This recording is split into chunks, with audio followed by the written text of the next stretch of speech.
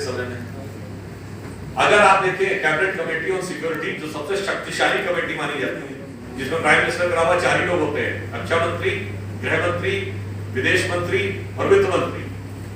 पहली बार महिलाओं को प्रतिनिधित्व कैबिनेट कमेटी ऑन सिक्योरिटी में मिला। जब तक सुषमा स्वराज थी तब तक तो 4 में से 2 थी, निर्मला सीतारमण जी और सुषमा जी।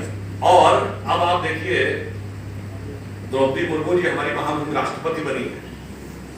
वह समाज में वनवासी समाज से है, आदिवासी समाज से है, पर इससे आप ये समझिए ईमानदारी से और मुद्रा योजना में जो 34 करोड़ लोगों को छोटे लोन मिले हैं उसमें 50% से अधिक महिलाएं, 55-56%। तो चाहे जमीन पर सशक्तिकरण हो या राजनीति में सशक्तिकरण हो या सर्वोच्च पद पर स्थापित करना हो, ईमानदारी से भारतीय संस्कृति के उस विचार के अनुसार मोदी जी ने वो सारे कार्य करके दिखाए हैं। मगर अफसोस की बात यह है कि जिन लोगों ने अपने देशों में, अपनी संस्कृतियों में, और मजे की बात है, बड़ी मजे की बात है कि जो वुमेन राइट एक्टिविस्ट खड़े होते हैं, आपने देखा होगा इनकी तो अद्भुत फितरत है।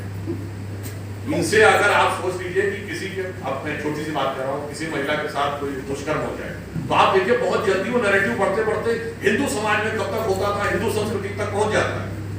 अगर उनसे पूछिए भाई 4 बीवी पे आपका क्या कहना है तो चुप भी, हलाला पे क्या कहना है तो चुप भी, मेहरम, मेहरम पता है क्या होता है? वो नहीं, मेहर नहीं, मेहरम।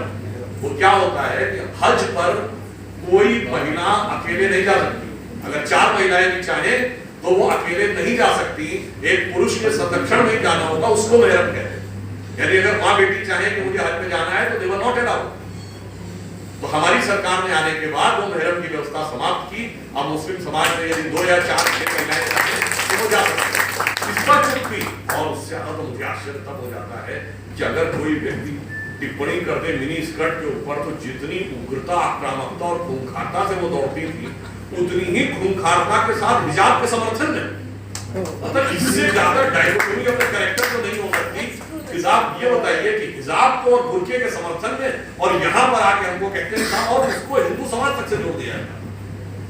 और मजे की बात ये समझिए कि ये घूंघट या जो भी व्यवस्था आई ये तो गुलामी के कालखंड में है, और उसको हमारे ऊपर चश्मा कर दिया गया। हमारे यहाँ कोई नहीं कहता हमारे किसी धर्म ग्रंथ में बताइए कितने देवी फोटो घूंघट में देखे, कौन सा धर्म ग्रंथ में घूंघट लिखा था? नहीं, वो उनकी वजह से आए। और वो ऐलानिया कहते हैं कि हिजाब हमारे धार्मिक ग्रंथ नहीं, उसके बावजूद वो समानता के प्रतीक, हम असमानता के प्रतीक। इसलिए दिमागों में बहुत कुछ जहर भरा हुआ है, उसे हमें निकाल कर इस राष्ट्र को अपने स्वरूप में आगे लाने का प्रयास करना चाहिए। और अधिक समय न लेते हुए मैं एक पॉइंट और कहता हूँ